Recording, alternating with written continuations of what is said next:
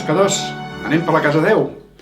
La de dalt de tot. De fet, la casa 10 és la que està més a dalt. La 9 i la 10 són les dos que estan a dalt. El que passa és que la 9 encara té que veure amb els altres, en el tu, conscient però en el tu, i aquest és el conscient del jo. És algo que té que veure amb mi. I és totalment conscient. Qui sóc jo, què vull fer, bàsicament?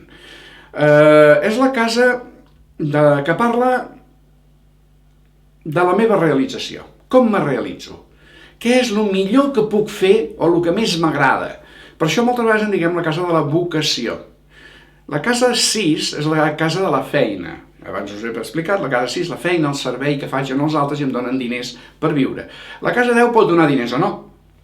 A veure, un pot tenir la vocació de cantar i fer-ho, i ser famós i guanyar-se la vida amb això, però pot fer-ho com a hobby, perquè no hi ha maneres que es guanyi la vida amb això, i llavors està treballant d'arquitecte i dedicar-se a cantar i no tenir èxit suficient com per poder viure, però bueno, ho segueix fent com a hobby.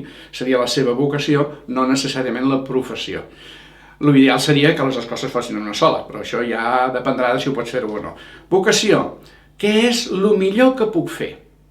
I quan ho faig, em sento feliç fent-ho. Això seria la casa 10.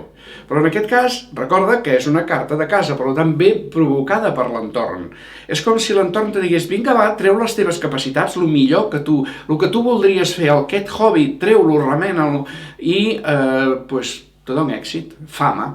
Quan surt la carta aquesta parla de fama relativa, no t'ho agafis com que sortiràs per la tele, que bueno, en algun cas pot ser que sí, però ha de ser que vinguin altres cartes que t'ho diguin.